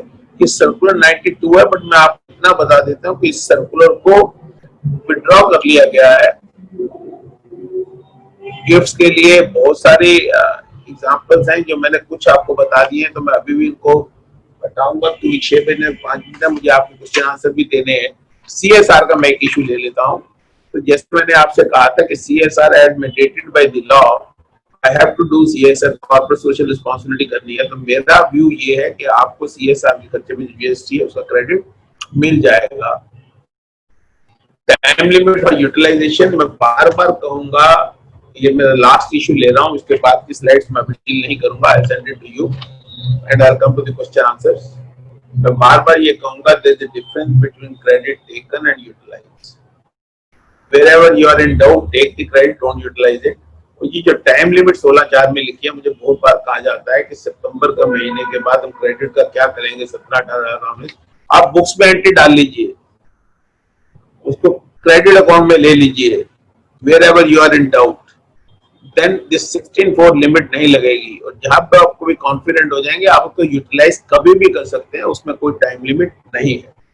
Now friends, looking to the time constraint, I am coming to the questions.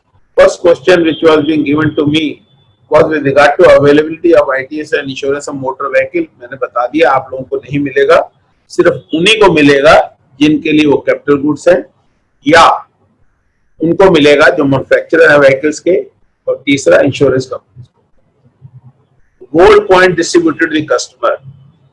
If you say customer can be a wholesaler also for the manufacturer, customer can be a retailer for the purpose of wholesaler. If there is a contractual obligation, then that credit will be available. I am conscious that there is a authority of advance ruling which is against me, but I don't go with the authority because they are binding only in that case only.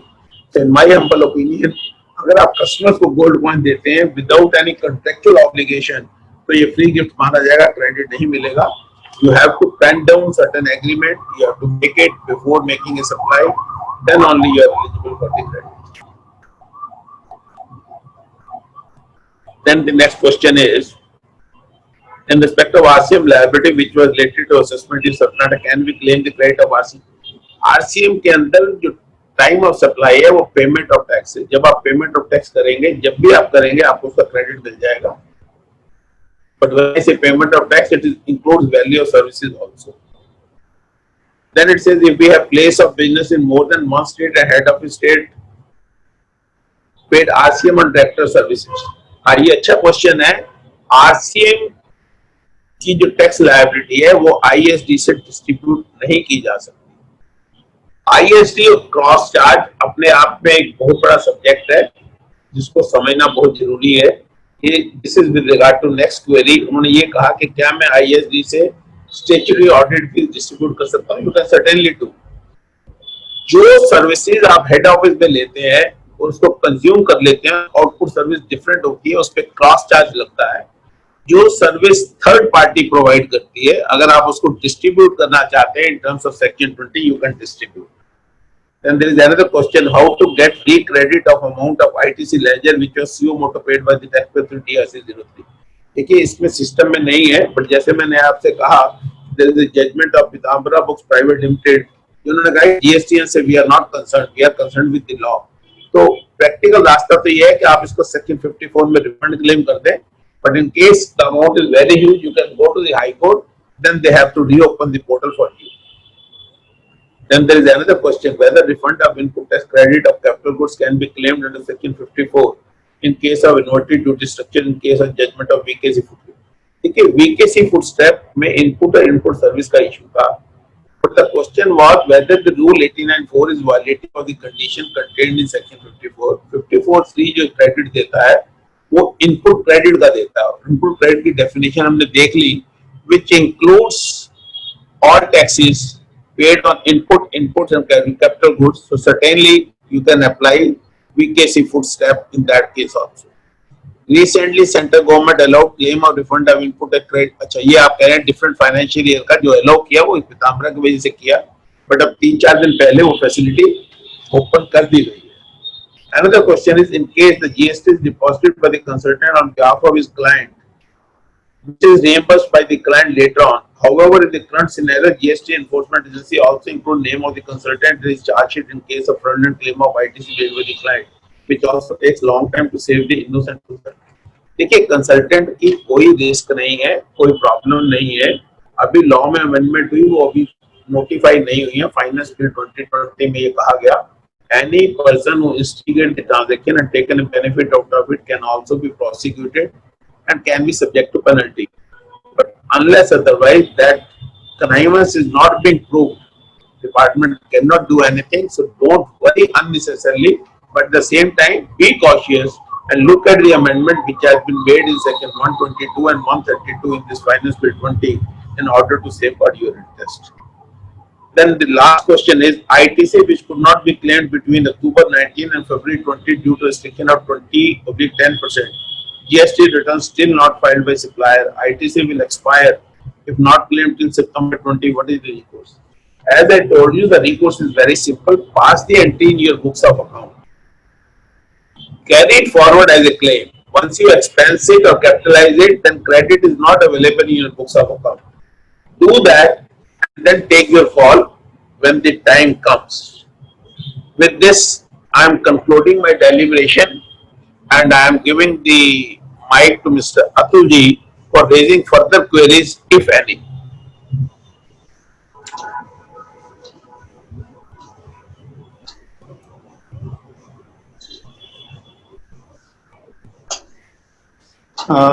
Thank you sir. But before that वो मैं queries कर लूं या पहले राजेश मेहता जी को? पीयूष भाई नहीं, आप क्वेरीज कर लीजिए। हाँ, मैं क्वेरीज भाई बैठे हुए हैं, वो भी आप। हाँ, मैं क्वेरीज लेता हूं sir. Batra sir, I have few more queries, so I am starting. few people operating hotels buying luxury cars not under taxi quota and avail input credits with the reason that these cars are being picked for the pick and drop facility of our hotel guests. Whether this ITC is allowable?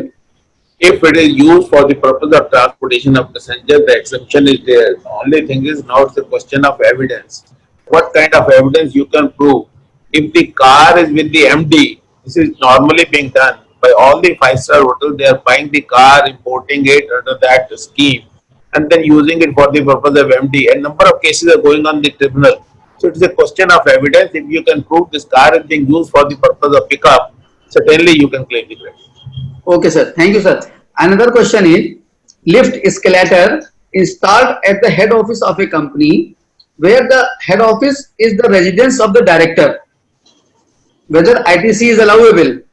Question is whether that lift is not being used by the director also for his personal purpose. If that being so, it may be used for the official purpose also. Let us say there is a building of 4 floors, 2 I am using for my residence, 2 I am using for the office.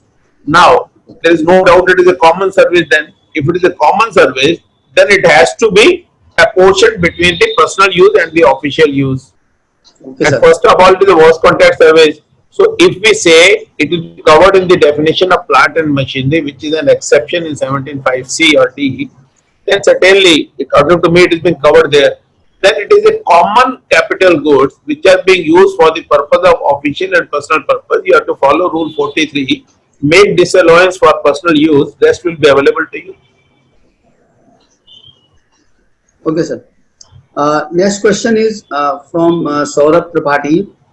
In case of AMC, whether ITC be claimed in the month of the receipt of invoice or in the month when AMC commences or proportionately over the period of AMC, that is invoice received in April and AMC commences from June for a tenure of 6 months.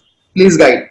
देखिए, जब उन्होंने goods की बात की, उन्होंने कहा when you are receiving a goods under an invoice by lot और installment, जो मैं बोल रहा था, मैं एन इनवॉइस पे भी जोर कर रहा था। जी तो सर। मैंने कहा था जो लास्ट इंस्टॉलमेंट मिलेगी उस पे आपको क्रेडिट देगा। This is a provision in 16(2) which has been specified very specifically. In the case of services it is not being said so, but at the same time 16(2) की कंडीशन है you must have received the goods and services. अगर आपने पहले ही महीने में वो credit ले लिया, लेट अस से अप्रैल में और फाइनेंशियल ईयर की है, तो have you received services for the month of April, May, June, July, August? You have not. Now legally speaking, strictly legally speaking, that credit should be distributed in 12 months, and in case I am filing my return monthly, then 12 installment it should be available to me. But in case I am filing my return quarterly, in 4 installment. But practically, because ultimately this credit is available to you, you are using it earlier, then there can be interest liability at the same time. But as we all understand, audit will be done only in a handful of cases. In most of the cases, nobody is bothered. When you will caught, you can pay the interest. Otherwise, you can never do that. Thank you, sir. But 16(2) की जो condition है, you must have received the goods and services. उसका violation होता है if I claim the credit in the month of invoice itself. Another question is from Girish Mittal ji. What in the case of retention money deducted on bills? देखिए, जहां तक retention money का question है, मैं इसको एक deposit मानता हूँ। तो मेरा ये मानना है, जो हमने सर्विस टैक्स में लिटिगेशन किया, पहले भी कॉन्ट्रैक्टर के बिल से डिडक्शंस होती थी, सिक्योरिटी होती थी, 6 महीने बाद रिलीज करेंगे, तो हम उसके बिल की पेमेंट तो पूरी कर देते हैं और रिटेंशन मनी के लिए उससे चेक ले लेते हैं वेर इट इज फिजिबल। आज कोविड के पीरियड में कोई कॉन्ट्रैक्टर ये रिस्क भी नहीं लेना चाहेगा, बोला सर एक बार पैसे दे दिए वापिस नहीं आएंगे, तो उस केस में आप क्रेडिटर खत्म कर दे और एक बुक एंट्री से ही उसकी एक लायबिलिटी क्रिएट कर ले रिटेंशन मनी की, then there is no bar on the credit. Okay, sir. Another question is from Sandeep Sarawgi. Can we take ITC for RCM liability of 1890 paid in 2021? मिल जाएगा sir, ये तो मैंने पहले बताया जब मैं आंसर कर रहा था, मैंने क्वेरी नहीं पढ़ी, मैंने आंसर दे दिए। उसमें मैंने कहा था कि आरसीएम की लायबिलिटी जब आप पेमेंट करते हैं उसकी एलिजिबिलिटी तभी बनती है। Okay, sir. Thank you. Another question is, if there is any difference in ITC as per the portal and as per books, so reversal of ITC in the books, will it be allowable as in Income Tax Act? Certainly. देखिए, मैंने आपको example दिया what is tax credit. मैंने कहा 100 रुपए और 18 रुपए आपने जीएसटी दिया है तो 118 को एक्सपेंस कर लो, या 100 रुपए को एक्सपेंस करके 18 रुपए को कैपिटलाइज कर लो, which can use for the discharge of your tax liability. Of course the credit cannot be used for the payment of interest, penalty, fee or any other sum due, but it can certainly be used for the discharge of tax. So basically it is a current asset only. So in case you are not able to claim the ITC because of any reason, because of non-payment of even 180 and you expense it, then you lost your right of claiming the credit when you make the payment. मैं इसको example दे देता हूँ। 1 अप्रैल को आपने 100 रुपए की service ली, 18 रुपए tax था। आपने 100 रुपए खर्चे में डाल दिया, 18 रुपए क्रेडिट में डाल दिया। सितंबर तक पेमेंट नहीं की, अक्टूबर में आपने उसको रिवर्स कर दिया, अब क्रेडिट तो खत्म हो गया, आपने रिवर्स करके सरकार को जमा करा दिया, लेकिन उस अमाउंट को अगर आपने एक्सपेंस में क्लेम कर लिया तो क्रेडिट में गया। किताबों में तो क्रेडिट में चलना चाहिए ना, फिर जब आप पेमेंट करेंगे 2 साल बाद तो आपको क्रेडिट मिल जाएगा, बट अगर आपने उसको एक्सपेंस कर दिया later on, you can not claim the credit. Thank you, sir. And next query is from Pranay Shukla. In case of retail business like Big Bazaar, shrinkage, leverage, and shortage of stocks will require reversal of ITC. Certainly मैंने तो कोशिश की explain करने की, जो मेरे पास limited time था मैंने उन लॉसेस को 2 हिस्सों में कहा, और मैंने रिटर्न आपके लिए एग्जांपल भी दिया। इट इज जस्ट लाइक क्रियाकर्म, चाहे नेचुरल डेथ हो अननेचुरल हो, तो we have to find out what are the natural losses.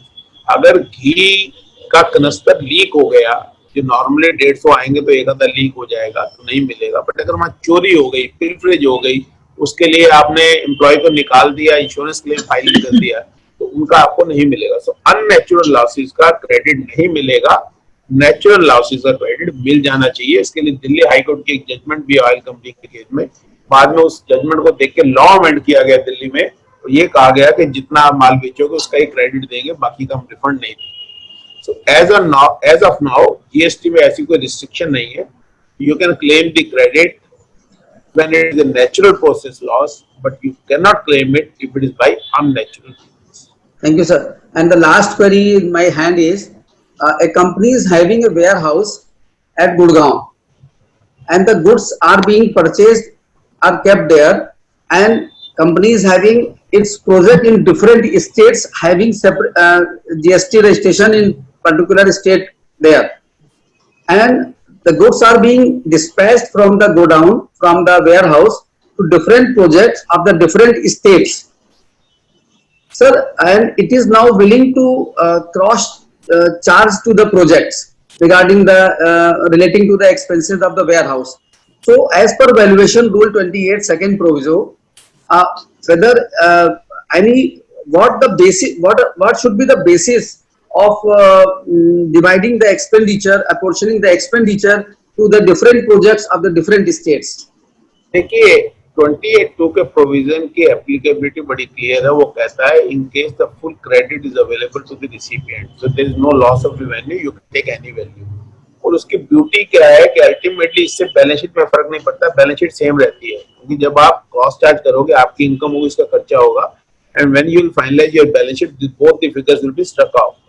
तो मेरे हिसाब से अगर सामने वाले को पूरा क्रेडिट मिलना है तो डिपार्टमेंट कहीं चैलेंज नहीं करेगा, चाहे आप उसकी नॉमिनल वैल्यू लेकर डिस्चार्ज कर दो।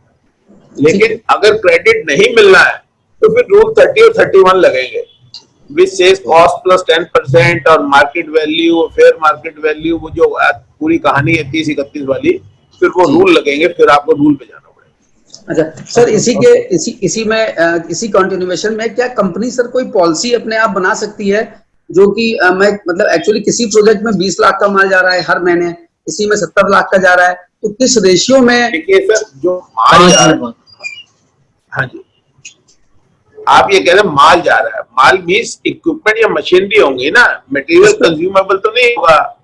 अगर मटेरियल और कंज्यूमेबल है then it is a independent supply, you are registered in 2 state, you have to charge the tax. ये प्रोविजन क्यों बनाया गया, आप उसको थोड़ा अप्रिशिएट करें। अगर ये प्रोविजन नहीं होता, सारी चेन ही आपके क्रेडिट की खत्म हो जाती है। फॉर एग्जाम्पल, मैं लुधियाना में वूलन बनाता हूँ, मेरा सारा क्रेडिट तो वहीं आएगा, और अब ये मैं वूलन बेचूंगा बॉम्बे में, दिल्ली में या बेंगलोर में अपने शोरूम से, अगर मैं टैक्स नहीं करूंगा तो क्रेडिट तो मेरा यहाँ पड़ा रहेगा, वहां लायबिलिटी आएगी।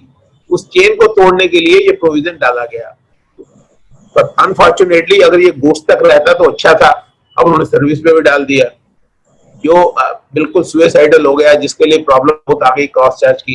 तो मेरा ये कहना है कि व्हेन दे से कि गुड सप्लाई जो है वो दूसरी यूनिट को हो रही है, तो शटरिंग मटेरियल हो सकता है, which has to come back. If it is a permanent transfer और जो फर्दर सेल करते हैं तो उस पर तो पूरा टैक्स लगेगा ही, वो तो सप्लाई है।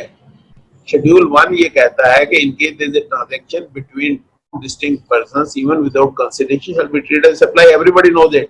और आप तो जीएसटी का एसोसिएशन है, तो ये मेरे हिसाब से वो बात कर रहे हैं शटरिंग मटेरियल की या कुछ और की। नहीं सर एक्चुअली क्या है कि कंपनी परचेज और imported goods and it is being kept in the warehouse, central warehouse, and the company is having different projects where it has to use the goods that has been purchased by the company and stored in the central warehouse. So and projects are in different states. Atul ji, अगर वो situation है तो फिर तो इनको cell का bill ही काटना पड़ेगा ना, वहां तो आउटपुट टैक्स लायबिलिटी आएगी, क्रेडिट यहाँ लेके क्या करेंगे? जी तो इनको सेल का इनवॉइस काटना चाहिए, जितना मटेरियल जाता है उतना मटेरियल का बिल बनाए, ताकि वो मटेरियल जब जिस प्रोजेक्ट में लगेगा उसकी उतनी बिलिंग होगी, उनको क्रेडिट मिल जाएगा। जी। ये जो बात हम कर रहे हैं क्रॉस चार्ज की, तो वहां हो सकता है एक मशीनरी मैंने ले ली, कंस्ट्रक्शन इंडस्ट्री है, क्रेन है, अब मेरी साइट वहां खत्म हो गई गुड़गांव की, मैंने वापस मंगा ली दिल्ली, और मैं दिल्ली से फिर भेज रहा हूँ, मान लीजिए बेंगलोर में साइट मिल गई या मुझे यूपी में मिल गई, या शटरिंग मटेरियल है, मैं बार बार थोड़ी खरीदूंगा। If I am a contractor, मुझे एक कॉन्ट्रैक्ट गुड़गांव में मिला, एक बहादुरगढ़ में मिला, उन चीजों के लिए तो ये पॉलिसी बन सकती है और उसमें मगजमारी की जा सकती है। बट अगर ये सेल है परमानेंट और आगे सेल में यूज हो रही है, अगर मैंने ईंटें खरीद ली और ईंटें कंस्ट्रक्शन में लग गई, तो वहां तो मुझे 18% टैक्स देना है ना, तो मैं यहाँ सेल कर देता हूँ मार्केट प्राइस पे, उसका क्रेडिट वहां ले लूंगा, आज पॉलिसी बनाने की जरूरत नहीं है। Thank you, sir. Thank you for your explaining all the queries. And we have with us Rajesh Mehra ji, our session chairman. So I just now hand over the mic to him for his concluding remarks. Over to Rajesh Mehra ji. Naresh भाई अपने आप को unmute करिए। Now I am audible. Ji. First of all, I am sorry that due to technical reason I could not attend the program ab initio, but I am thankful to the President Piyush Agrawal ji, our founder President CL Kanodia ji, CIRC Vice President Atul Mehrotra ji, Arun Gupta ji, our General Secretary, that they have given me a chance to chair this session, and we have listened our learned speaker CA Ashok Batra ji so many times in the past as well, but on every occasion he gives some new thing so that we may enlighten us on account of his learned opinion and graceful knowledge. Thank you very much, and now I hand over the mic to Arun Gupta ji. Thank you, sir. I am thankful to our learned speaker for his nice PowerPoint presentation. His expert view on the topic will be benefited to all of us. Also, I am thankful to our session chairman, Dr. Rajesh Mehra, for smooth running of the session. And at last, I am thankful to our president, founder president, and vice president of the association, and all participants for making the webinar successful. Thank you, sir. Sir, I am personally obliged to you, sir, for having really enlightened us on many disputed topics. And sir, we would be blessed if you allow us to make available in further programs also, sir. With kind regards from everybody. And sir, thank you once again, sir. It will be my pleasure, Piyush, whenever I can be of any use to sir, this application. Sir, really, we are really humbled, sir. Thank you, sir. Thank you so much, sir. Most welcome. Thank you, sir. Thank you.